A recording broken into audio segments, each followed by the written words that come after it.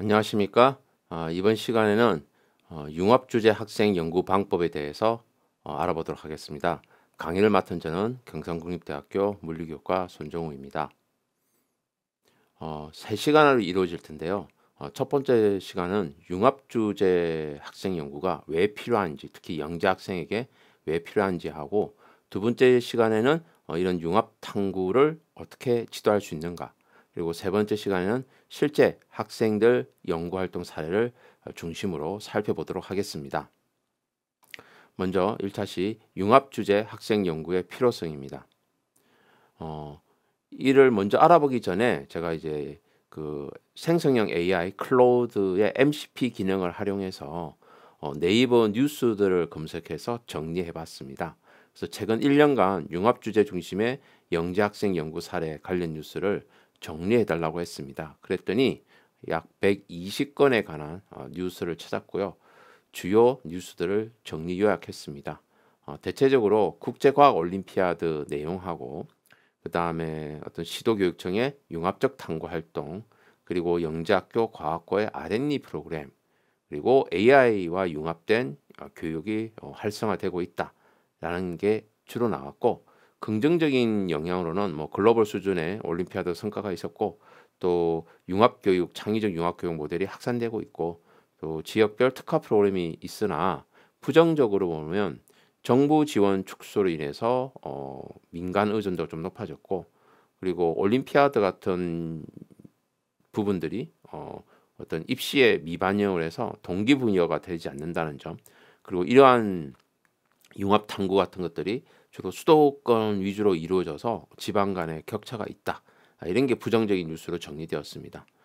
좀 더 살펴보면 영재 교육의 성공 모델로서 융합적 접근은 굉장히 중요하다. 그래서 그거 통해서 창의성이 높아진다라는 게 있고, 또 이 지역 신문들에서 주로 자기 지역 내에 어떤 학생들이 어떤 성과를 내세웠다, 또 어떤 대학이 어떤 기여를 했다, 이런 장면들이 좀 있고요.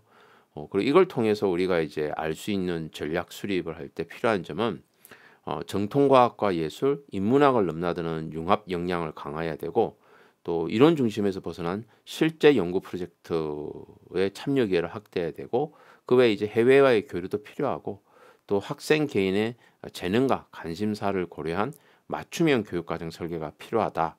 이런 내용들로 시사점을 뽑을 수가 있습니다.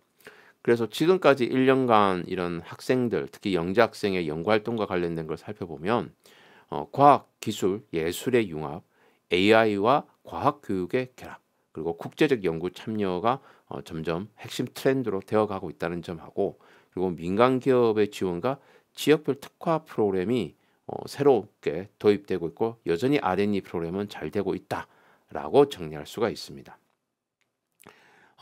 조금 전에 뉴스를 살펴본 바와 같이, 그럼 이 청소년기, 특히 영재 학생들의 영재성이 발달이 굉장히 많이 일어나는 이 시기에 왜 연구가 필요하냐, 연구 활동이 필요하냐라고 보면 그 첫 번째 이유는 지능 발달과 과정과 관련되어 있습니다.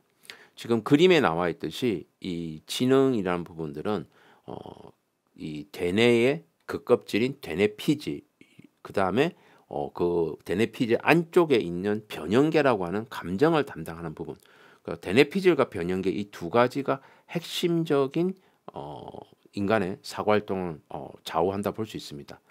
특히 변형계는 감정과 연결되면서 이런 대뇌피질에서 이루어지는 학습과 여러 가지 생각의 활동들을 적극적으로 도와주거나, 또는 기억을 보관하도록 도움을 주거나, 특히 해마 같은 부분들이 기억 용량을 조절하게 되고 하고, 또 학습에 대한 환경 조절하기 때문에 이 변형계는 굉장히 중요한 부분이죠. 그 외에 이제 대뇌피질에서 각각의 앞뒤 위치에 따라서 이 부분들이 기능이 다 다릅니다.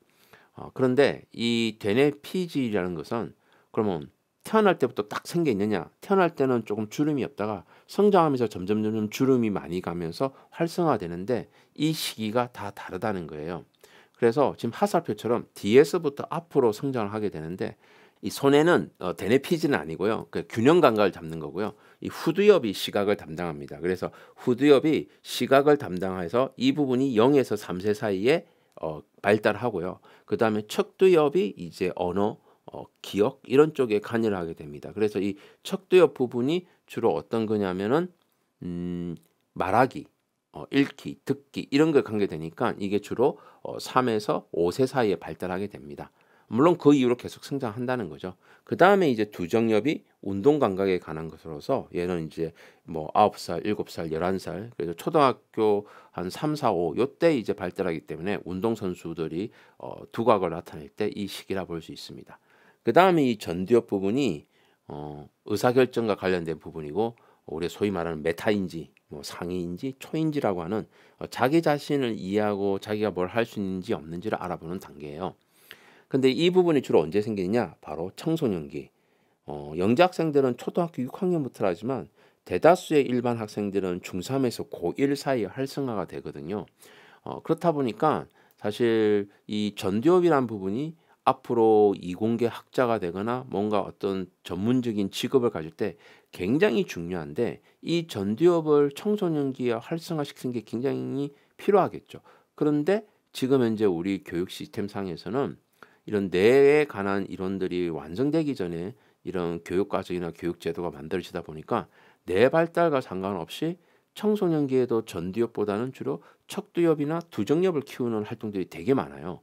그래서 이 전두엽 부분을 키울 수 있는 가장 최적화된 교육 프로그램이 뭐냐라고 했을 때 등장하는 것이 바로 연구 활동이에요. 그래서 이 연구 활동은 뇌 발달 단계에 맞는 교육 기회라고 볼 수가 있고 특히 이 뇌 발달 단계에 이 전두엽 키우는 것이 청소년기에 약화되는 기능들이 있어요. 그게 하나 뭐냐면 왜 그런지는 모르지만 미래 계획 기억이 좀 약화가 돼요. 그 미래 계획 기억이라는 것은 마음속으로 내가 뭐 일주일 뒤에 어떤 걸 해내기 위해서 앞으로 어떻게 하겠다라고 순간적으로 마음을 먹었는데 그걸 기록에 남기지 않으면 기억을 못 해내는 거예요. 이거를 복구할 수 있는 방법은 이 전두엽을 활성화시키면 어느 정도 복구가 되는데 이 전두엽이 활성화가 안 돼 있는 시기다 보니까 청소년들은 이게 없어요, 거의. 그래서 20대가 되어야만 내가 내일 뭘 하겠다, 모레 뭐 하겠다가 되겠지만 청소년기에는 기록을 남겨놓지 않으면 자기 계획을 못 해. 그래서 계획서라는 걸 반드시 써야 되는 거죠. 그다음에 다중 작업을 못 해요. 멀티를 못 한다는 거죠. 우리가 뭐 음악을 들으면서 공부에 집중할 수 있다. 백색 소음은 모르겠으나 뭐 굉장히 변화가 심한 비트가 섞여 있는 음악을 들으면서 공부한다? 그거 다 거짓말이에요. 될 수가 없어요. 왜냐하면 두정엽과 전두엽이 왔다 갔다 하는 상호작용을 하는 것이 굉장히 중요한데 청소년기는 이 전두엽이 잘 발달되어 있지 않다 보니까 이걸 조율적으로 못하니까 결과적으로 한계에 치우치는 경우가 많은 거죠. 그래서 미래 계획 기억과 다중 작업이 잘 되지 않은 상태에서 이 전두엽을 활성화시켜야 얘네들이 어느 정도 복원력을 가지고 20대 이후에 정상적인 어떤 성장이 이루어지는데 그게 안 된다는 거죠. 따라서 이 연구 활동이라는 것의 가장 키포인트는 두정엽과 전두엽을 좀 더 활성화시키는 기회라고 생각하면 될 것 같아요. 그런 점에서 이 연구 활동이 중요하다라고 볼 수 있습니다.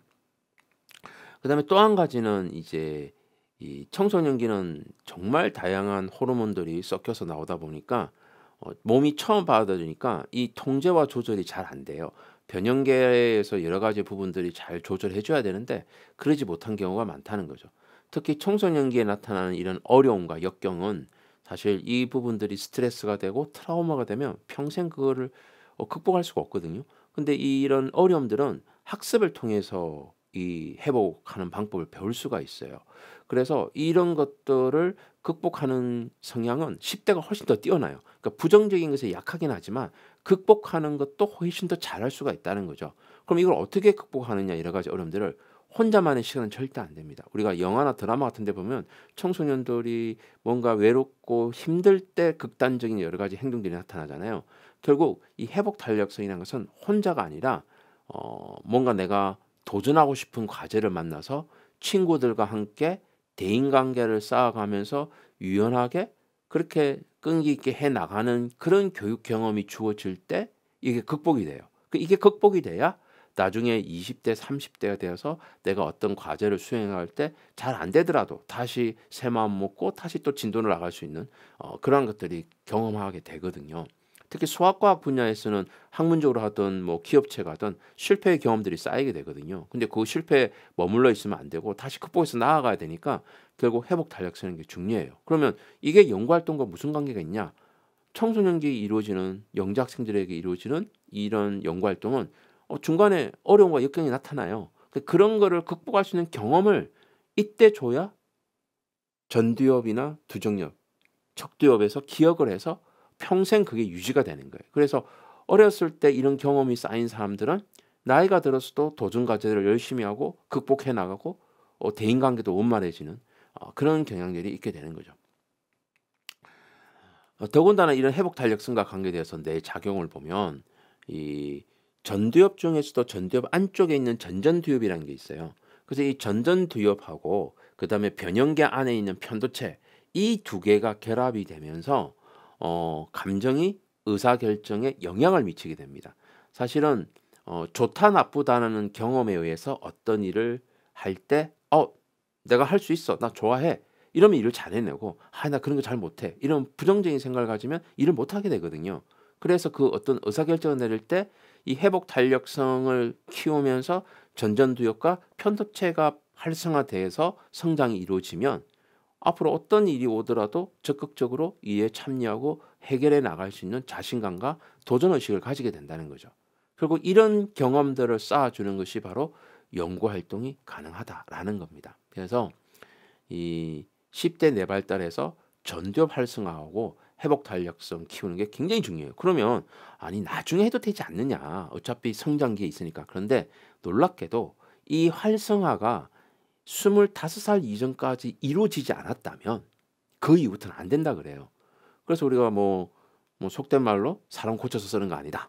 20대 때 보였던 행동이 60대 때도 그대로 나타나는 거예요. 왜? 그만큼 활성화가 안 된 상태에서 시간이 지난다고 활성화되는 건 아니거든요. 그러니까 20대 초반 전까지 뇌의 이런 전두엽이나 회복 탄력성 분들을 굉장히 활성화를 잘 시켜놔야 나중에 30대, 40대가 돼도 여전히 활성화가 돼요. 즉 청소년기에 이걸 길러내지 못하면 이후의 삶이 굉장히 힘들어진다는 거예요. 그래서 이 청소년기에는 반드시 연구활동을 해봐야 된다라는 것이고 특히 영재교육에서 이 부분이 굉장히 중요하다라는 겁니다. 자, 그러면 지금 강의를 듣고 있는 선생님들은 이제 30대, 40대잖아요. 물론 20대도 계시겠지만 본인의 회복 탄력성을 점검해 보세요. 전두엽 점검하는 건 뭐 쉽지 않으니까 그건 어떤 상황이 왔을 때 판단하고 의사결정해야 되는 거고 이 회복 탄력성 점검은 평소에 자기 행동에서 보여지거든요. 그래서 1번부터 16번까지 이게 5점 척도로 점수를 한 매겨 보세요. 5, 4, 3, 1. 그러면 이게 전체 점수가 16개니까 80점 만점이에요. 그래서 화면을 딱 멈추시고 얘를 체크를 하신 다음에 점수를 합계를 내보세요. 제가 뭐 시간이 많지가 않으니까 설명만 드리고 화면 멈추고 체크하시고 자 화면 멈추세요. 자 이제 체크 다 되셨죠. 본인 점수가 나왔죠. 자 한번 살펴보겠습니다. 이렇답니다. 네. 그러니까 보통 60점 이상 나오는 게 평균적인 보통 64점, 65점 이게 보통의 사람들이 갖고 있는 점수고요.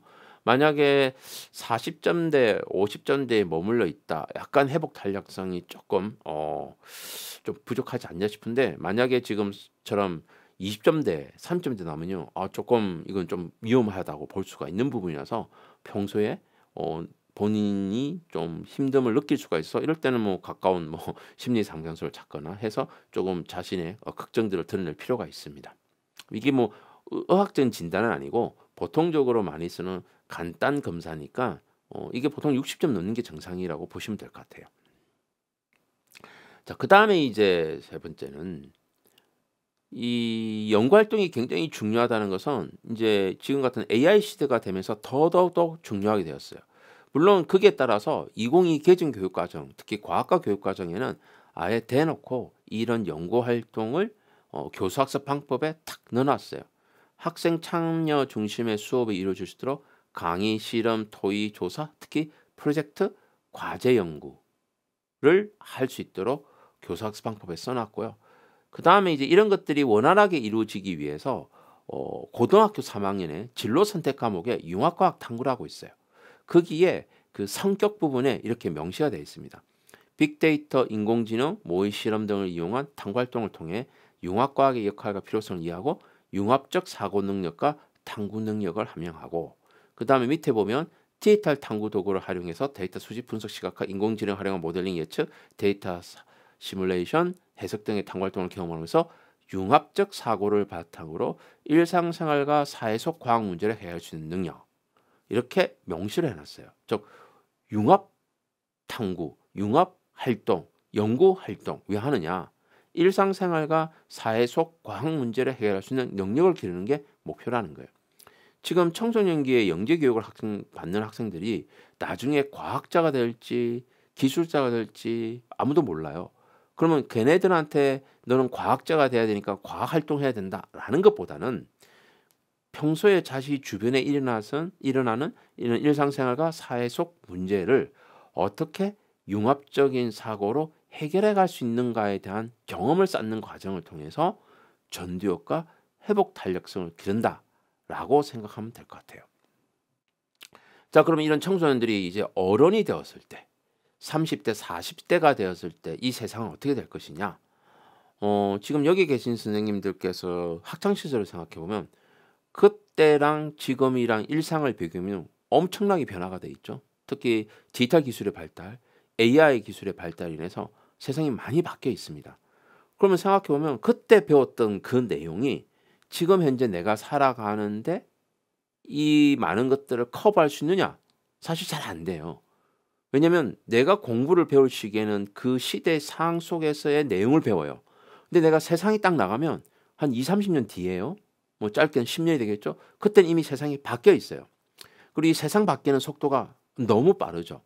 왜 빠르냐 보면 이전에 우리가 20세기까지만 해도 고대 그리스 시대부터 20세기까지는 자원을 추출해 가지고 자원을 캐죠. 석탄, 석유, 뭐 천연 자원, 거기서 물질을 뽑아내요. 뭐 의학 약품이 되는 물질을 뽑아내기도 하고, 뭐 원유에서 석유, 가솔린, 뭐 석탄, 뭐 철강석에서 철, 이렇게 물질을 뽑아내고 그 물질을 가지고 제조하는 시대였어요. 그 이게 대략 한 뭐 고대 그리스부터 따지면 뭐 거의 뭐 3000년의 시대였던 거죠. 그 이런 시대에서는 우리가 공부한다는 것은 이미 선조들이 쌓아놨던 지식, 개념이나 방법, 절차적 지식, 얘네들을 쭉쭉쭉쭉 학습하고 그것을 적용하는 것들이 주로 많았어요. 그래야 노하우를 가지고 끊임없이 그 노하우를 정밀하고 포괄적으로 만들고 더 깊게 만드는 거죠. 그러다 보니까 우리의 이 공부라는 것 자체가 뭔가 선조들이 남겨놓은 법칙들을 학습한 다음에 그 학습한 내용을 가지고 어떤 변화의 결과가 나타나면 그 결과가 왜 그런지 설명하거나 또는 어떤 조건이 주어지면 그 법칙에 따라서 앞으로 어떻게 될지를 예상하는 거.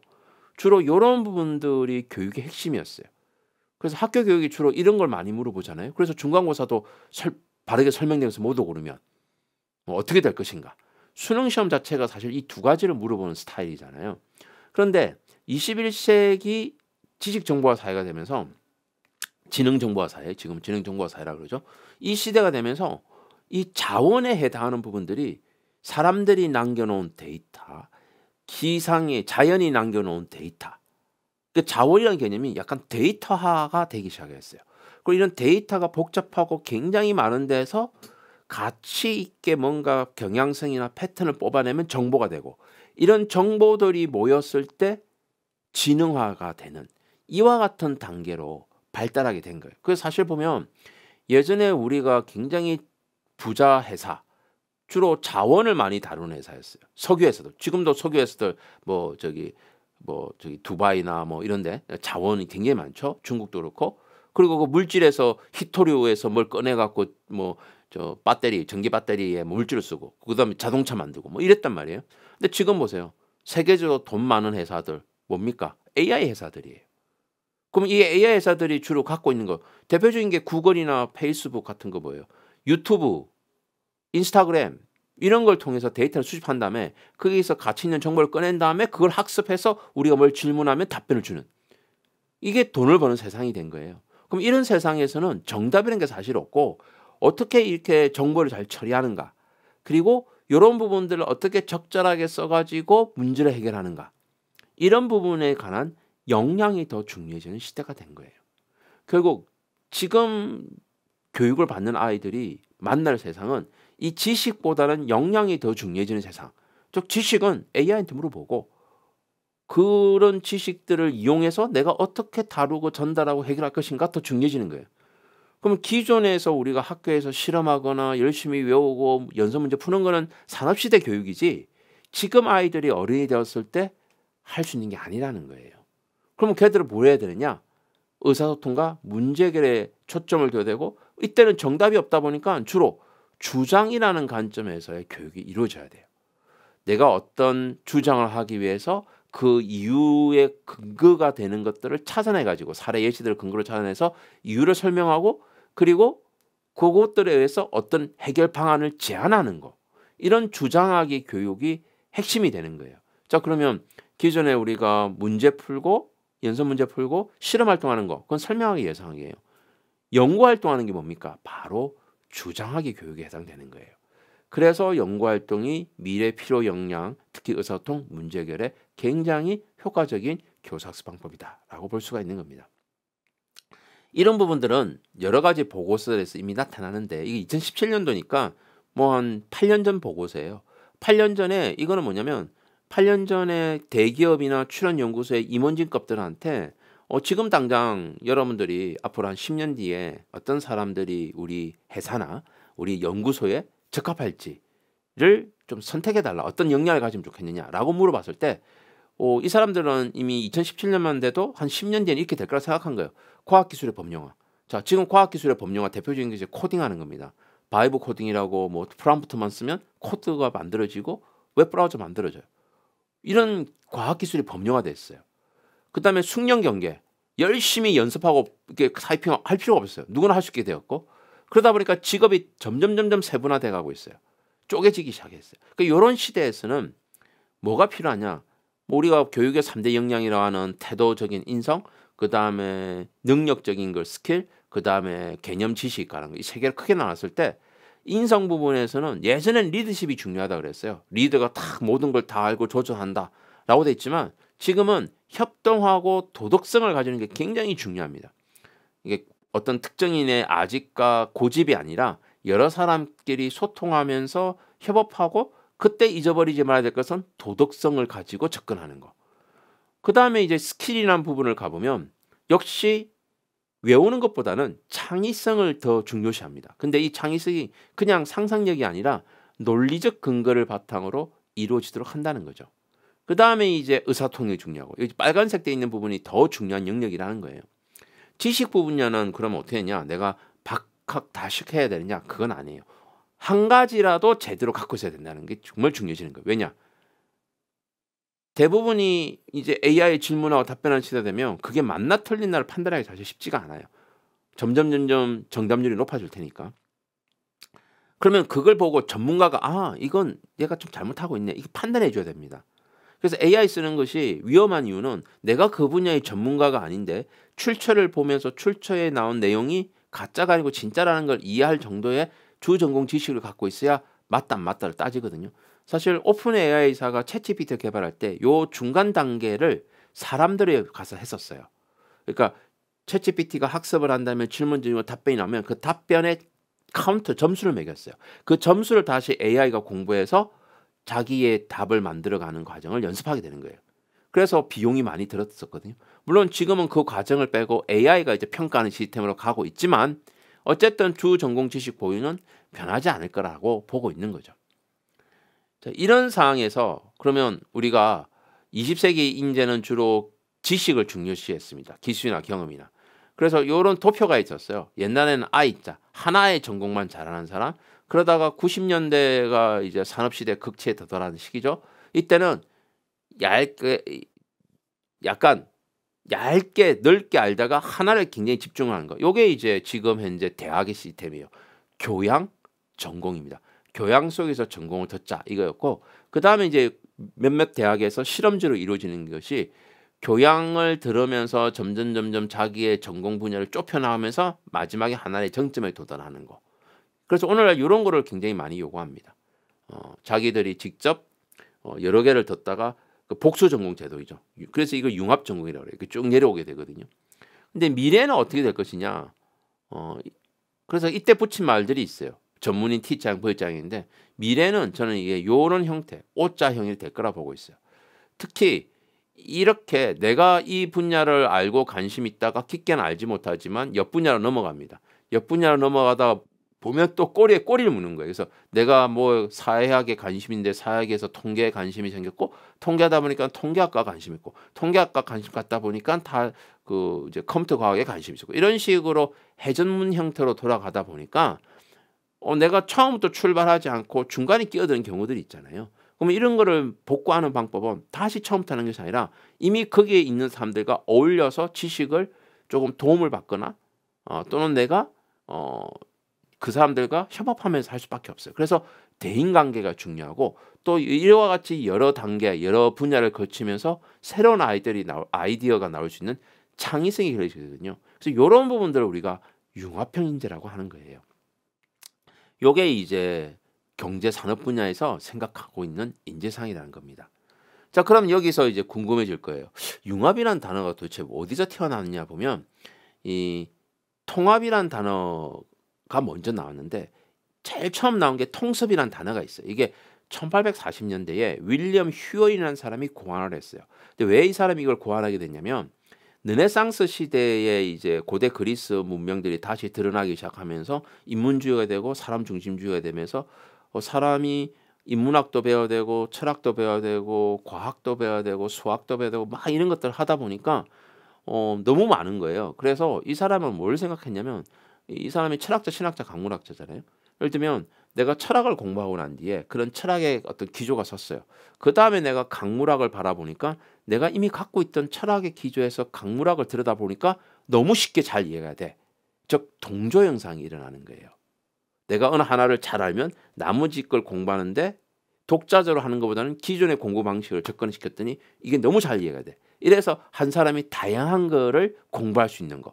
이거를 기납의 동조라고 불렀고 더불어는 나름이에요. 이게 이제 통섭이라고 단어를 새롭게 만들어낸 거예요. 우리나라에서 번역을 통섭을 한 거고 이 컨실런스를 만들고 나서 사람들이 그런 것들을 하려면 뭔가 통합을 해야 되지 않을까. 그래서 이 통섭이 통합으로 가는데 문제는 창의성을 설명하기 되게 어려웠던 거예요. 근데 이때 등장했던 말들이 오늘날의 과학 용어들이 많아요. 특히 정자기학에 나오는. 이 사람은 물리학자 아니에요. 근데 자기장을 마그넷 필드라고 하거든요. 이 사람은 광물학자 지질학이었기 때문에 그 필드라는 개념을 가지고 넓게 퍼져 있구나 해서 자기장 용어를 만들어내거든요. 결국 이런 통합의 과정에 의해서 만들어지다 보니까 다양한 것들이 나오게 되는 겁니다. 자, 지금 한꺼번에 보면 카레 라면이 있어요. 지금 그림이 빠졌는데 이 카레 라면은 라면입니다. 두부면은 라면 아니고 두부도 아니고 뭐지? 그러니까 복합이라고 통합, 복합, 융합이 있으면 통합은 조금 전에 얘기했듯이 하나의 현상을 여러 개의 학문들이 접근하는 거라 보면 복합은 두 개를 물리적으로 결합시킨 거예요. 카레 라면은 카레와 라면을 결합한 라면이에요. 이게 복합이에요. 융합은 그러니까 우리 보통 퓨전이라 얘기합니다. 퓨전 요리 그건 복합이에요. 융합은 뭐냐면 새로운 거예요.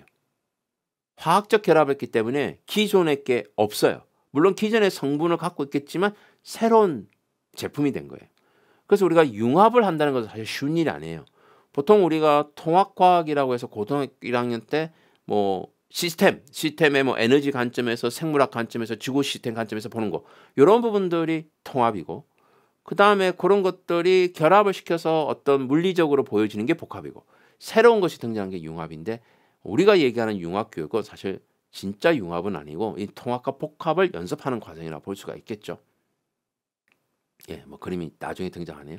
자, 어쨌든 카레 라면과 두부면을 기억하시면 통합, 복합, 융합을 이해될 거고 이런 융합이 될 때 뭐가 등장하느냐? 창의성이 등장한다고 볼 수가 있습니다. 자, 그래서 이 통합과 융합에서 살펴보면 크게 예술 창작과 과학적 탐구, 사회과학적 탐구들이 있는데 얘네들이 공통점과 차이점이 있어요. 이 가운데 있는 건 공통점이에요. 예술과 과학은 창의적 문제 해결력에 초점을 두고 과학과 사회과학은 세상 변화를 이해하는 데 더 초점을 주고 있다는 겁니다. 따라서 융합 연구의 과정을 종합해보면 보통 우리가 탐구 과정이 문제의식 및 가설 설정, 탐구 설계 및 수행, 자료 분석 및 해석, 결론 도출 및 일반화해서 각각의 분야를 이제 연구를 하고 진행을 하게 되는데, 특히 이런 지능정보화사에서는 문제인식 부분에서 문헌조사합니다. 예를 들면 지역별 수혜 대책을 마련하고 그 다음에 탐구 설계하는 과정에서 공공 데이터를 가지고 지역별 기후 강수량 강우 자료를 수집을 하고 뭐 센서를 이용해서 추출 수 있겠죠. 그 다음에 이런 데이터로부터 정보를 추출해냅니다. 특정 지역의 강수량, 그리고 지식을 창출합니다. 특정 지역 대비책 마련. 결국 융합연구의 현재의 모습은 정보를 만들어내고 그 정보를 바탕으로 지식으로 나아가는, 요게 조금 전에 얘기했던 거죠. 강수량 데이터로부터 지역별 그리고 수혜 대책을 끄집어내는, 요게 융합연구의 가장 기결점인 문제 해결에 가게 되는 겁니다. 자, 그래서 지금까지 이제 내용들을 좀 요약을 해보면요. 뭐 시간이 없으니까 제가 이제 읽기보다는 선생님들께서 화면을 멈추시고 1차시 요약 부분을 좀 읽어보시면 지금까지 내용들이 어떻게 진행되었는가, 그리고 핵심적인 내용들을 담아놨거든요. 한번 좀 보셨으면 좋겠습니다. 그래서 영재학생 연구 동향 및 시사점, 10대 내 발달과 회복 탄력성, 그리고 미래 필요 역량과 교육 정책의 방향, 통합과 융합의 이해, 그리고 융합 연구의 과정, 데이터에서 지식으로 어떻게 넘어가는가라는 겁니다. 따라서 이 내과학에 기반해서 학생들의 연구 활동을 보면 창의적 문제 해결 역량을 갖춘 인재를 기르는 가장 효과적인 방법이고, 융합 연구를 통해서 문제 해결 역량과 회복 탄력성을 기르게 하는 데서 이 학생 연구 활동이 굉장히 필요하다.